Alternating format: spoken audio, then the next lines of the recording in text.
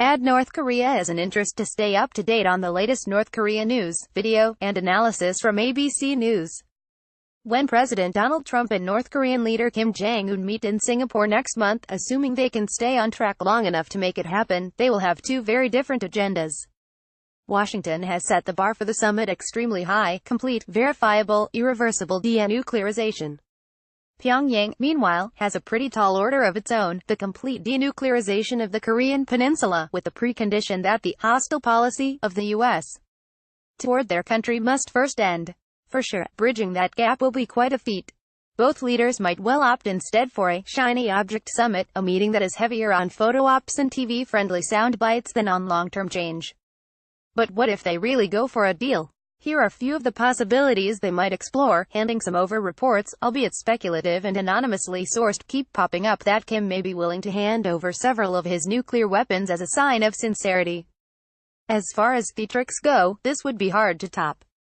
It would be a tangible, dramatic move that could happen very quickly, factors that would certainly appeal to the reality TV show side of Trump.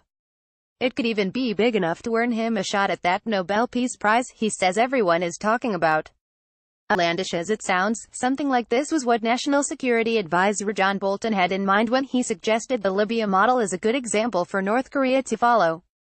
After Libya unilaterally decided to give up its fledgling nuclear program in 2003, planeloads of documents, equipment and even centrifuges related to the country's nuclear and missile programs were transported by U.S. military aircraft to the Oak Ridge National Laboratory in Tennessee.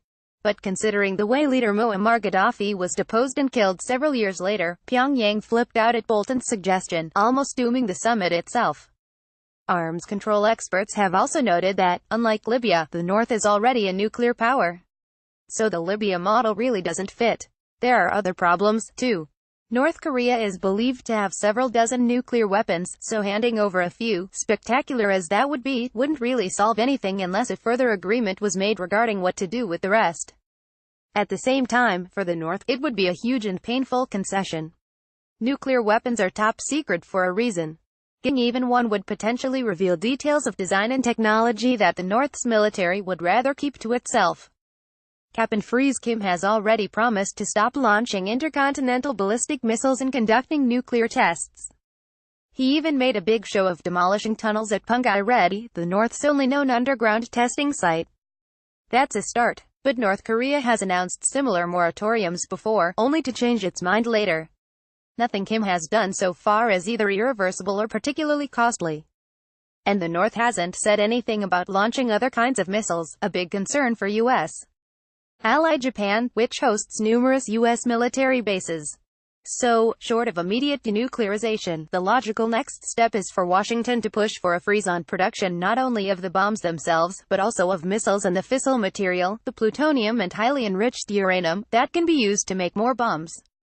It's quite likely that even at the highest levels American officials don't know how big the North's nuclear arsenal is or where all of its bombs are located. They will need to verify that right off the bat, which won't be easy and will involve a lot of cooperation from Kim. They will also need to work out a way to verify that the North isn't actively making more, another daunting task that will require monitors on the ground and a lot more transparency than Pyongyang is inclined to be comfortable with. Washington can't reasonably expect all that to happen without giving something in return. So there will have to be more give and take, more talking, more exercises in developing mutual trust, and probably a lot more problems and potential deal-breaking disputes along the way. And that's if everything goes well, which it never has yet. Phasing them out. The endgame here is Trump's goal of total denuclearization, but with provisions that give North Korea time to comply. Nuclear physicist Siegfried Hecker and Robert Carlin, two of the top experts on North Korea's nuclear program and how to negotiate with Pyongyang, teamed up with another researcher, Elliot Serbin, to produce such a plan for the Center for International Security and Cooperation at Stanford University. Their roadmap, released on Monday, lays out 3 phases over a total span of 10 years. It starts essentially with cap and freeze in the first year, a rollback phase of 2 to 5 years after that, and finally the complete elimination or setting of mutually acceptable limits on what's left. Along with the steps Kim has already announced, the report suggests North Korea should front-load its efforts to demonstrate its commitment. Pyongyang could, for example, quickly disable its plutonium-producing reactor. Washington should seek early access to its nuclear centrifuge facility at Yongbyon and demand the halt of operations at uranium chemical processing facilities. Hecker and Carlin have a lot of credibility. Hecker was director of the Los Alamos National Laboratory from 1986 until 1997, has visited the North 7 times and inspected its nuclear facilities firsthand. Carlin has worked as an analyst for both the State Department and CIA and is widely regarded as one of the top North Korea experts in the world.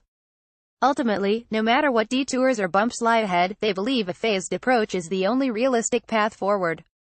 Insisting on immediate CVID along a Libya model to eliminate everything up front and virtually all at once is tantamount to a North Korean surrender scenario, they wrote in the report, using the acronym for Complete, Verifiable, Irreversible Denuclearization. The suggestion of shipping the North's nuclear weapons out of the country is also naive and dangerous, they wrote. There are no quick fixes. In other words, Talmadge is the app's Pyongyang bureau chief. Follow him on Instagram and Twitter, @EricTalmadge.